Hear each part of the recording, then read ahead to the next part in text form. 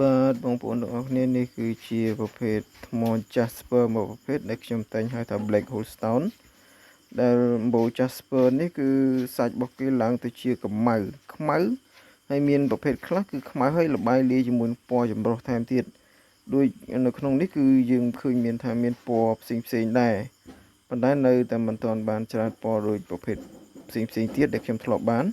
ហើយខ្ញុំបានធ្វើទៅជាຂະຫນាតបន្តោងដែលខាងខ្នងនេះគឺមានតម្រង់កោងខ្ពង់ហើយនៅផ្នែកបាតគឺមានតម្រង់ស្មើខ្ពង់ដែរណាស្មើប៉ុន្តែខ្ពង់ត្រង់ថាយើងកាត់គែមនេះដើម្បីឲ្យមានពន្លឺស្អាតហើយផ្ទៃសាច់របស់គេគឺមានរង្វង់ខ្មៅដែលរង្វង់ខ្មៅទាំងអស់នេះមានរង្វង់ពីធំទៅទូចនិងពីខ្មៅដិតទៅខ្មៅស្រាលរហូតដល់ខ្មៅដិតវិញហើយក៏មានប្រភេទខ្លះឡើងពណ៌ផ្សេងតាមលក្ខណៈនៃការប្រែប្រួលធម្មជាតិរបស់គេប្រភេទថ្មអំបូរនេះគឺក៏គេហៅឈ្មោះថា Jasper ដែរព្រោះដោយសារតែ Jasper គឺមានន័យថាលបាយផ្កាដែលមាននៅក្នុងផ្ទៃសាច់ផ្កាហ្នឹងគឺយើងមិនរាប់ថាតលពណ៌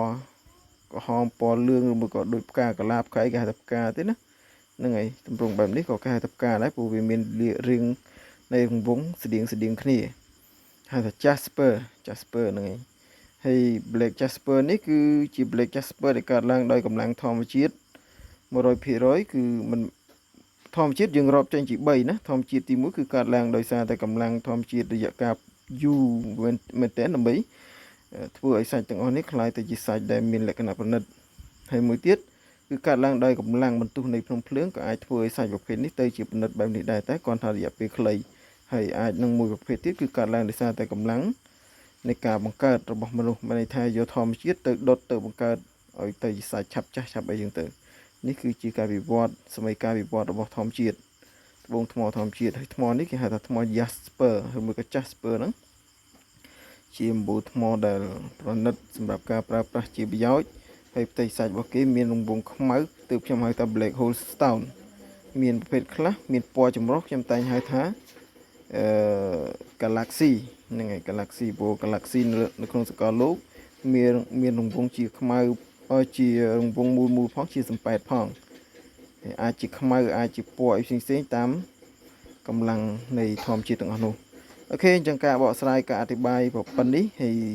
សម្រាប់អត្ថប្រយោជន៍និងប្រសិទ្ធភាពក្នុងការប្រើប្រាស់បងប្អូនអាចស្វែងយល់បន្ថែមទៀតអាច search អាច check អាចធ្វើការស្វែងយល់បន្ថែមទៀតណាហើយនេះខ្ញុំធ្វើជាបន្តោងសម្រាប់បង្ហាញទៅកាន់បងប្អូនអរគ្នាហើយនឹងអាចបងប្អូនដែលស្រឡាញ់ចូលចិត្តអាចទំនាក់ទំនងមកបានតើមានម្ចាស់ទេសម្រាប់បន្តោងហើយសម្រាប់នាងពួនដែលខ្ញុំបានឆ្នៃឲ្យគឺមានម្ចាស់ហើយ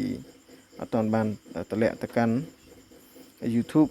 TikTok អីទេតែជំរឿធ្វើឲ្យបានខ្ញុំធ្វើការថតបង្ហាញណាអូខេមានប៉ុណ្នេះអរគុណសម្រាប់ការចូលរួមទស្សនានិងការគាំទ្របាទគោរពជម្រាបលាអរគុណ